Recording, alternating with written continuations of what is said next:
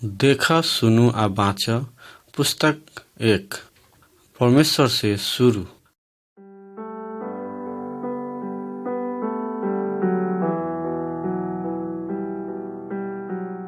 नमस्कार संगतिया सब, आवल जाई आई पृथ्वी में रहे वाला शुरू के आदमी सब के बारे में कुछ सीखू।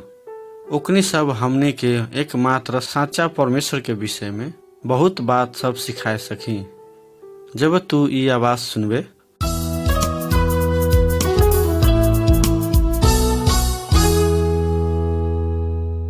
तब लाल पुस्तक 1 के पहले का पाना पलटाएम।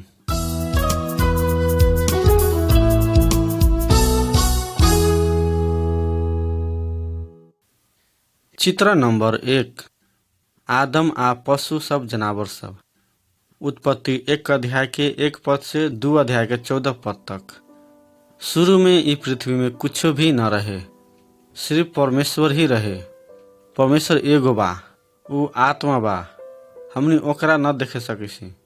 परमेश्वर संगे सभे शक्ति बा, ऊ सभे चीज जाने सकी, ऊ सभे ठाव में बा। परमेश्वर आसमान आ पृथ्वी में भेल सभे चीज बनेलक। परमेश्वर जमीन के माटी में से एगो आदमी बनेलक। ऊ आदमी परमेश्वर के चिन्हे सको कह के परमेश्वर ओकरा एगो आत्मा दे देल। ओकर विचार आ चाहना परमेश्वर जैसन रहे। परमेश्वर ऊ आदमी के आदम कहलक। आदम परमेश्वर के बनायल सभे प्राणी सबके नाम देलक। परमेश्वर स्वर्ग में स्वर्गदूत सबके भी बनैलक।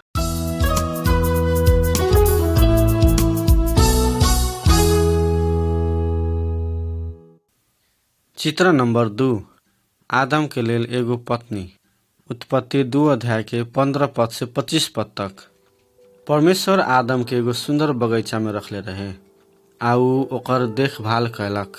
मर्द आ जनी करके सब प्राणी के जोड़ी रहे, लेकिन आदमी के लेल कोनो सुहाय वाला जोड़ी न रहे। उहे कारण परमेश्वर आदमी के गहरा नींद में रख देल। ऊ बाद परमेश्वर आदम के कोख में से एगो करंग निकाललक। परमेश्वर आदम के ऊ करंग में से एगो स्त्री बनेलक।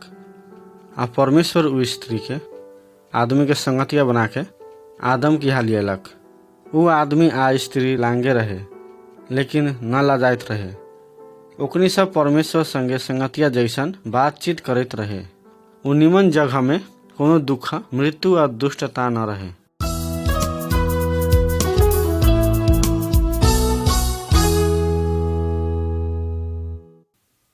चित्र नंबर 3 बगीचा में सांप के प्रवेश।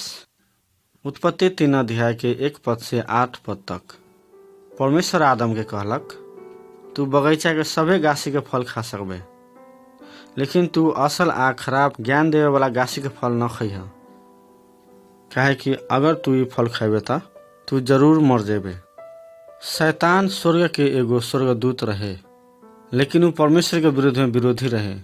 ऊ परमेश्वर के दुश्मन बन गेल। शैतान एगो सुंदर सांप के रूप में स्त्री कहा अयलक। ऊ स्त्री के झूठ बात कहलक। ऊ स्त्री के ऊ फल खा के तू न मरबे कह के ऊ स्त्री के कहलक। ऊ स्त्री के परमेश्वर के मना कैल गाछी के फल खायला उकसालक। स्त्री ऊ फल खैलक आ तैका आदम के भी खायला देलक। ओकनी सब परमेश्वर के आज्ञा उल्लंघन कैलक आ परमेश्वर कहलक जैसन ओकनी सब के आत्मा मर गेल। ओकनी सब लांगे बा कह के ओकनी सब लाजा गेल आ ओकनी के परमेश्वर के नजर से लुकेला खोजलक।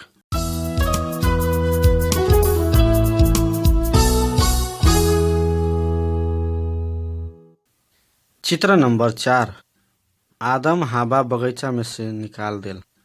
उत्पत्ति 3 अध्याय के 14 पद से 24 पद तक। परमेश्वर आदम आ स्त्री के बगीचा में से निकाल देल। ऊ आदम के कहलक, तू गाछी के फल खायला से तोहर कारण भूमि श्रापित भे गेल। ई में से अन्न उपजायला तोहरा कड़ा परिश्रम करे के पड़ी। तोहर जीवन भर दुख से ऊ उपजनी तू खैबे। परमेश्वर स्त्री के कहलक, हम तोहर सुतक्री वेदना बहुत ज्यादा बढ़ा देम आ बहुत दुख से तू बालक जन्मेबे। आ सांप के परमेश्वर कहलक, तू ऐसन कैला के कारण से तू श्रापित भे गेले। तू पेट के बल से चलबे। सांप आदमी के शत्रु बन गेल। आदम अपन पत्नी के नाम हवा रख देल, काहे कि सबे जीवित सबके माई उहे बा। हवा बेटा बेटी सबके जन्मैलक आ ओकनी सब ही हमनी सबके पुरखा सब बा। हमनी अभी तक भी परमेश्वर से अलग बारी। हमनी सब आदम के जैसन परमेश्वर के आज्ञा उल्लंघन कैले बारी। लेकिन परमेश्वर एगो आदमी के बैठावेला प्रतिज्ञा कैले बा, जौन की शैतान के जीत के हमनी सबके परमेश्वर लगुन लियाई। वो आदमी प्रभु यीशु ख्रिस्ट बा।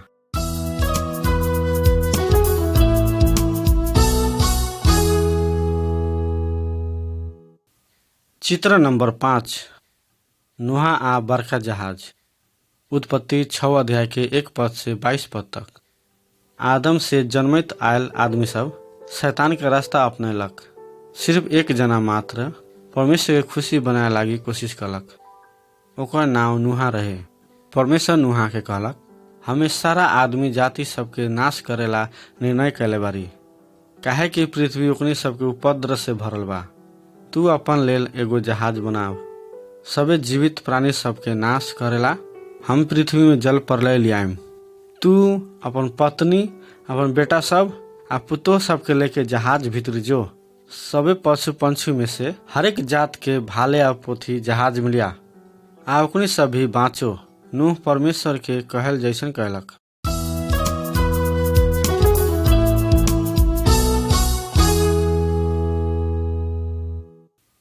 चित्र नंबर 6, जल प्रलय।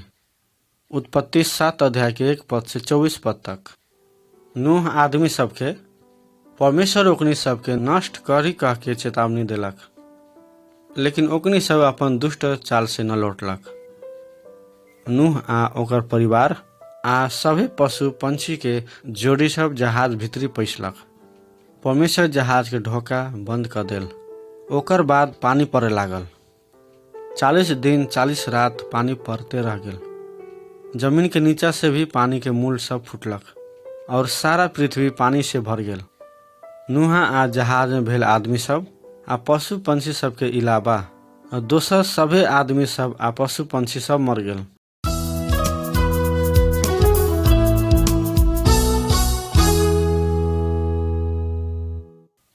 चित्र नंबर 7, इंद्रिनी आ परमेश्वर के प्रतिज्ञा। उत्पत्ति 8 अध्याय के 13 पद से 22 पद तक। वर्षा रुक गेल आ 1 वर्ष बाद पृथ्वी के पानी सूख गेल। नूह आ ओकर परिवार सभे पशु पंछी सब जहाज में से निकललक। नूह परमेश्वर के लेल एगो बलि चढ़ेलक आ परमेश्वर खुशी हो गेल। आ परमेश्वर आकाश में पंछोका रखलक आ कहलक, हम अब कहियो भी जीवित प्राणी सबके जल प्रलय से नाश न करम। जब बादल में पंछोका देखा पड़ी, तब तोहनी संगे हम अपन करार समझम। संगतिया सब, जब अपने सब आकाश में पंछोका देखिसी, तब तोहनी सब भी परमेश्वर के कयल प्रतिज्ञा के समझू। परमेश्वर फिर सारा संसार के न्याय करी, संसार के आगे से नाश करी। लेकिन परमेश्वर ऊपर विश्वास करे वाला आ ओकर आज्ञा पालन करे वाला सबके न डराए के पड़ी। परमेश्वर हमनी के बाँचे वाला उपाय देले बा।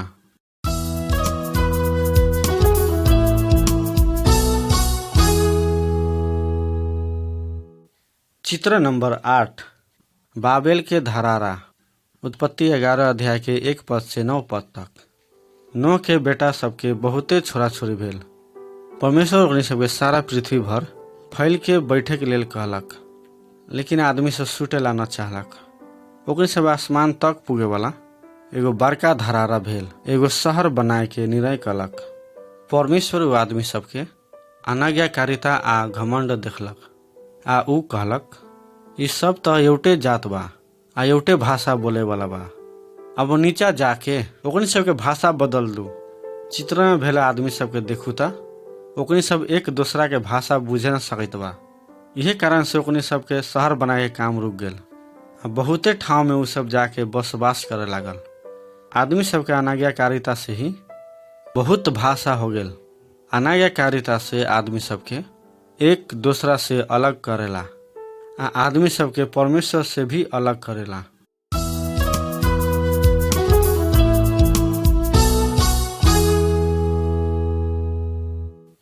चित्र नंबर 9, अय्यूब परमेश्वर की आराधना करेला।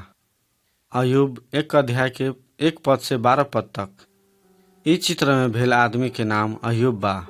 उ सिर्फ एकमात्र परमेश्वर के आराधना करेला। उ शैतान के रास्ता न अपनेलक।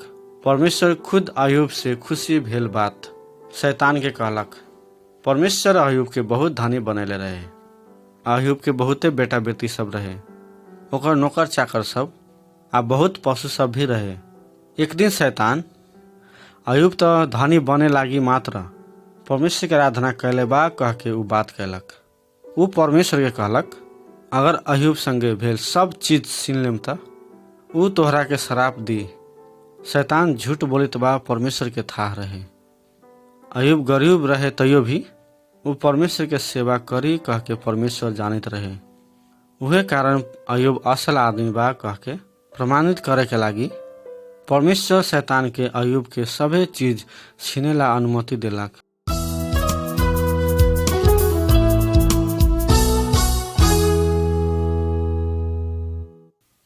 चित्र नंबर 10। अय्यूब शोक में। अय्यूब 1 अध्याय के 13 पद से 22 पद तक।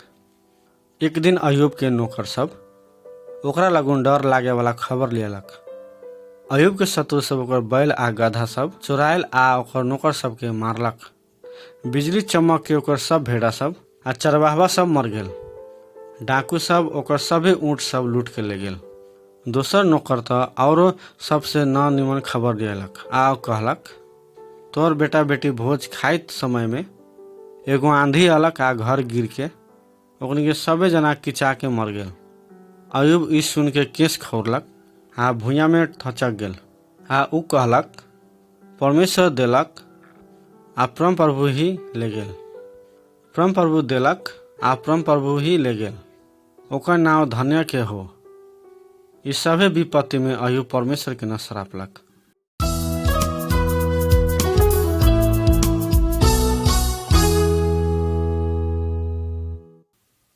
चित्र नंबर 11। अय्यूब कष्ट भोगे। अय्यूब 2 अध्याय के 1 पद से 41 अध्याय के 34 पद तक। शैतान परमेश्वर के कहलक, अगर तू अय्यूब के शरीर में दुख देवे त उ तोहरा के श्राप दी। उहे कारण परमेश्वर शैतान के फिर अय्यूब के परीक्षा करे लागी अनुमति देलक। शैतान अय्यूब ऊपर डरावना छाला के रोग लियलक। अय्यूब के पत्नी ओकरा के कहलक, तू अभी भी अपन निष्ठा में अड़ले बारे, परमेश्वर के श्राप आ मर। अय्यूब ओकरा के खिसिया के कहलक, तू एगो मूर्ख औरत जैसन बात करत बारे। परमेश्वर ओरी से खाली सुख ग्रहण करबे लेकिन दुख ग्रहण न करबे। अय्यूब के 3 गो संगतिया अयलक आ अय्यूब से बहुत दिन तक बातचीत कलक। अय्यूब कहलक, कोनो दुष्ट काम के लेल परमेश्वर ओकरा के दंड देले बा कह के बात कलक। तो परमेश्वर स्वयं ओकनी सबके किहाँ देखा पड़लक। ओकनी सब कुछो भी बुझले न बा कह के परमेश्वर ओकनी सबके बतैलक। परमेश्वर सर्वशक्तिमान बा, उ सभे बात सब जानेला। हमनी के लेल कथी निमन बा कह के उ सब जानेला। आ हमनी के जीवन में सजिलो आ मुश्किल बात सब परमेश्वर मात्र जानेला।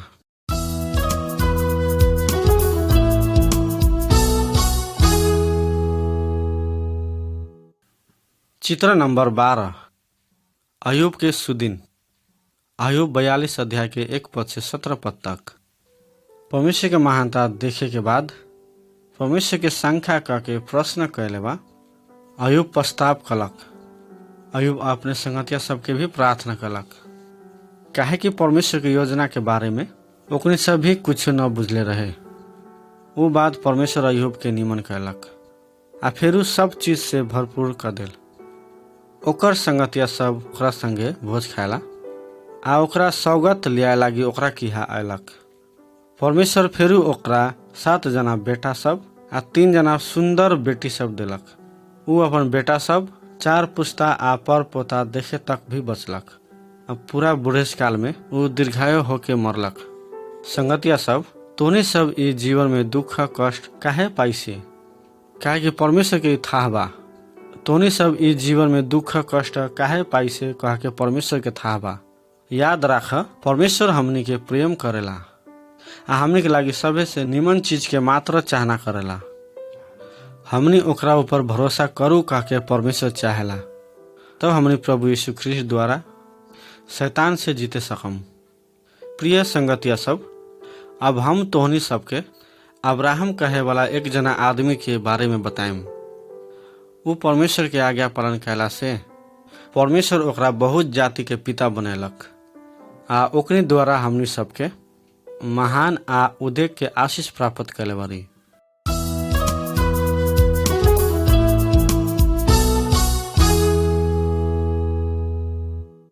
चित्र नंबर 13। अब्राहम अपन घर सोरेला। उत्पत्ति 12 अध्याय के 1 पद से 13 अध्याय के 4 पद तक। एक दिन परमेश्वर अब्राहम संगे ऐसे बोललक, तोहर देश आ तोहर पिता के घर में से निकल के जौन देश हम तोहरा के देखाएम वहाँ जा। हम तोहरा से एगो बड़का जाति खड़ा करम, तोहरे द्वारा ही पृथ्वी के आदमी सब आशीष पाई। अब्राहम परमेश्वर के प्रतिज्ञा ऊपर विश्वास करलक आ ओकर कहल जैसन मानलक।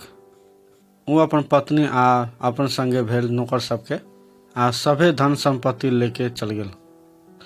वो बहुत दिन तक यात्रा करते रह गेल। अंतिम में कनान देश में पुगलक। उजना परमेश्वर ओकरा के कहलक, हम तोहर संतान के दे वाला देश इहे बा।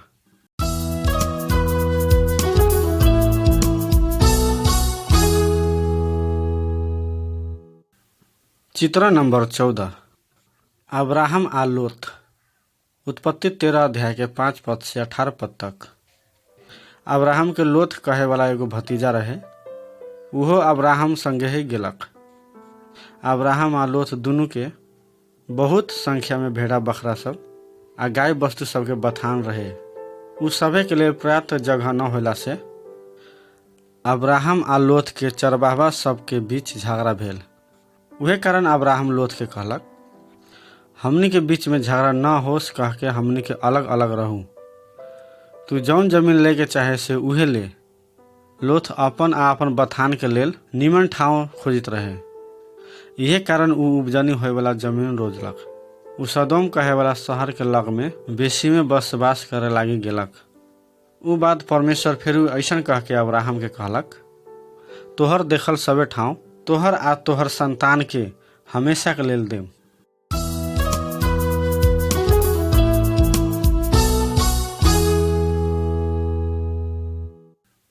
चित्र नंबर 15। अब्राहम शांति के राजा से भेंटलक। उत्पत्ति 14 अध्याय के 1 पद से लेकर 14 पद तक। सदोम शहर के आदमी सब बहुत दुष्ट रहे। ओकनी सब आ ओकनी सबके शत्रु के बीच लड़ाई भेलक आ सदोम हार गेल। लोथ आ ओकर परिवार के पकड़ के ले गेल। अब्राहम आ ओकर आदमी सब जाके ओकनी सबके सुटियलक आ शत्रु सबके जीतलक। लड़ाई में से लौटैत खुनी ओकनी सब एगो बड़का राजा के भेटलक। उ राजा के नाम मलकीसेदेक रहे। उ सालेम कहे वाला ठाव के राजा रहे, जेकर अर्थ शांति बा। मलकीसेदेक अब्राहम के लेल रोटी आ दाखमत सब लेके आयल आ उ कहलक, सर्वोच्च परमेश्वर से अब्राहम के आशीष मिलो। वहाँ तोहर शत्रु सबके तोहर हाथ में सौंप दिलवा। अब्राहम शांति के राजा के उपहार सब देलक। सदोम के राजा दुष्ट रहे आ अब्राहम ओकरा कुछो न देलक, लेकिन लोथ मूर्ख रहे। उ फेरू सदोम में ही रह गेलक।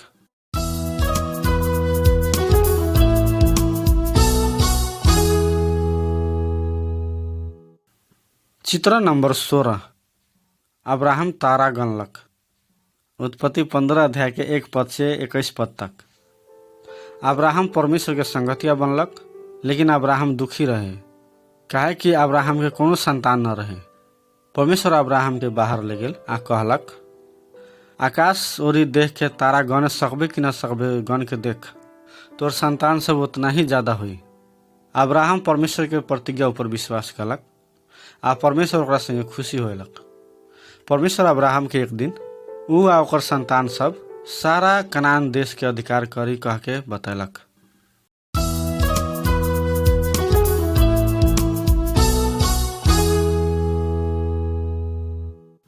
चित्र नंबर 17। बालक इस्माइल। उत्पत्ति 16 के 1 पद से 16 पद तक। बहुत वर्ष बीत गेल। अब्राहम के पत्नी सारा से अभी तक कोनो संतान न जन्मल। तब एक दिन सारा अब्राहम के कहलक, हमर नौकरनी हगार की यहाँ जाऊ, शायद ऊ में से हमर संतान हो सके की।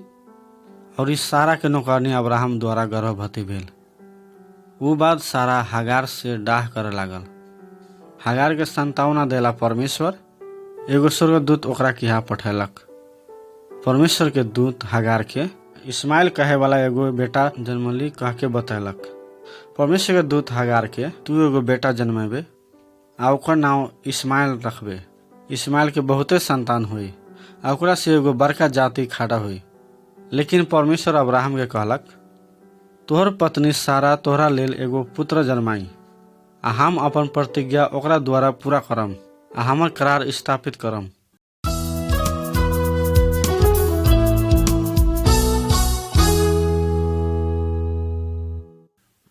चित्र नंबर 18। सारा हाथ से। उत्पत्ति 18 अध्याय के 1 पद से 15 पद तक। एक दिन जब अब्राहम 79 वर्ष आ सारा 90 वर्ष पुगल रहे, परमेश्वर के 3 गो दूत ओकरा के यहाँ आलक। सारा खाना के तैयार कैलक। अब्राहम पाल के बाहर ओकनी सबके भोजन देलक। तब वह दूत में से एक जना परमेश्वर के वचन बोलत ऐसे कहलक, अब के 9 महीना बाद सारा एगो पुत्र जन्माई। सारा पाल भीतरी में से ई बात सुनलक। ऊ ई बात के विश्वासे न कर सकल आ ऊ मन मने हंसलक। तब परमेश्वर अब्राहम के कहलक, परमप्रभु के लेल कोनो चीज मुश्किल बा। परमेश्वर अपन प्रतिज्ञा कैल जैसन सारा के ओकर वृष काल में एगो पुत्र दिलक। ओकरे सब बालक के नाम इसहाक रखलक, जेकर अर्थ बा हाँसू।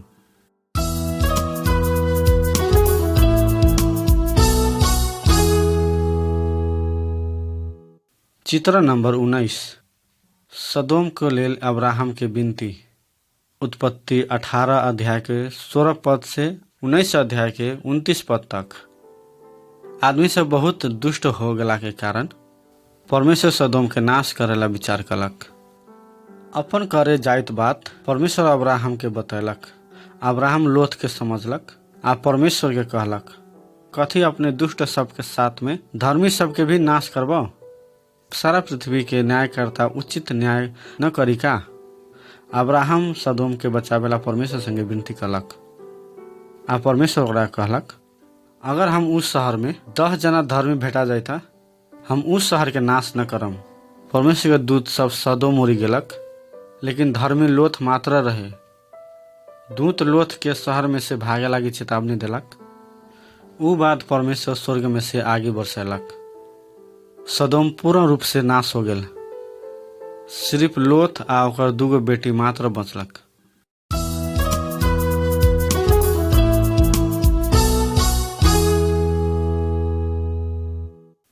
चित्र नंबर 20। अब्राहम के चढ़ावे वाला बलि। उत्पत्ति 21 अध्याय के 1 पद से 22 अध्याय के 19 पद तक। अब्राहम के बेटा इसहाक बढ़ के जवान भे गेल।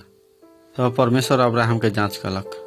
परमेश्वर ओकरा कहलक, तू अपन एगो मात्र बेटा इसहाक के लेके ओकरा हमरा निम्ति बलि चढ़ा। अब्राहम परमेश्वर के इतना ज्यादा विश्वास करते रहे कि वो परमेश्वर के आज्ञा पालन कलक। परमेश्वर फिर इसहाक के जीवित पारी कह के जानित रहे। जब अब्राहम इसहाक के मारे जाइत रहे, तब परमेश्वर ओकरा संगे फिर बोललक, अब्राहम ऊ तोहर बेटा के कुछ न कर। अब हम था पहली तू परमेश्वर संगे डराइत बरे, काहे कि तू अपन एकमात्र बेटा के भी हमरा से बचा के न रखेले। ऊ बाद अब्राहम एगो भेड़ा के झोंकी में ओझरायल देखलक। अपन बेटा के बदला में ऊ भेड़ा के परमेश्वर के लेल बलि चढ़ेलक।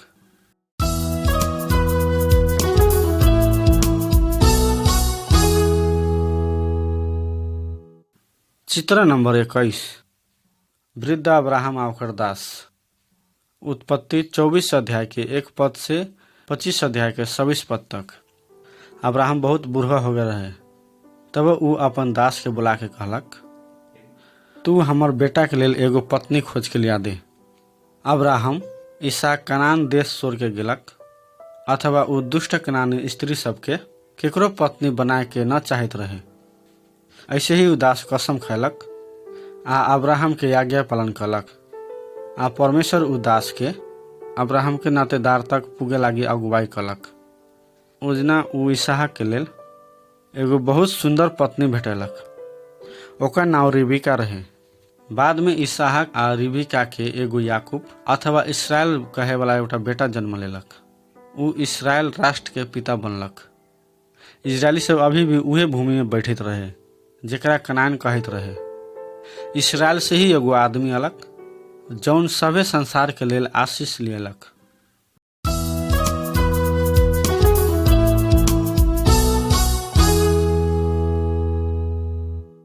चित्र नंबर 22। यीशु के जन्म। गलाती 4 अध्याय के 4 पद से 5 पद तक आ मत्ती 1 अध्याय के 18 पद से 25 पद तक। परमेश्वर के वचन सत्य बा, उ झूठ न बोलेला।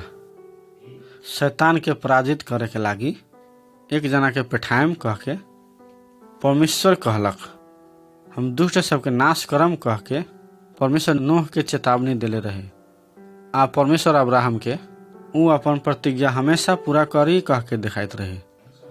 इस चित्र में तोहनी सब यीशु कहे वाला बालक के चित्र देखबे। ठीक समय में यीशु इसराइल देश में जन्म लेलक। ओकर माई मरियम कहे वाला एगो कुमारी लड़की रहे। वो अब्राहम आ इसहाक के वंश के रहे। लेकिन यीशु के पिता एक सत्य परमेश्वर ही रहे।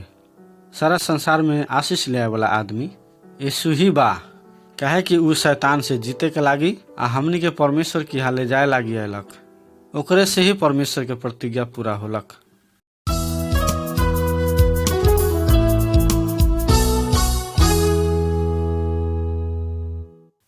चित्र नंबर 23। यीशु के मृत्यु। गलाती 3 अध्याय के 13 पद से 14 पद तक। यीशु बढ़ के बड़का भेलक। उ आदमी सबके परमेश्वर के मार्ग सबके बारे में सिखैलक। यीशु परमेश्वर लगुन से आलबा कह के दिखावे के लागी यीशु बहुत आश्चर्य काम सब कैलक। लेकिन दुष्ट आदमी सब ओकरा ऊपर विश्वास न कैलक। ओकनी सब यीशु के काट के एगो क्रूस में टांग के मार देल। एगो सिपाही ओकर कोख में एगो भाला से घोंपलक। वास्तव में ओकर मृत्यु भे गेल रहे। संगतिया सब, परमेश्वर आदम के मना कैले गाछी के फल उ खाई तो उ मर जाए कह के बतैले रहे। हमनी सभे जना परमेश्वर के आज्ञा उल्लंघन कैले बारी आ हमनी के भी अनंत के मृत्यु के लायक बारी। लेकिन हमनी के दंड भोगे के लागी यीशु हमनी के लागी मरल बा। अब्राहम इसहाक के साटा में एगो भेड़ा मारलक। लेकिन यीशु हमनी के लेल मरत समय में शैतान के हार भेलक। हमनी के अनंत मृत्यु में पुगावेला ओकर शक्ति ओरिया गेल।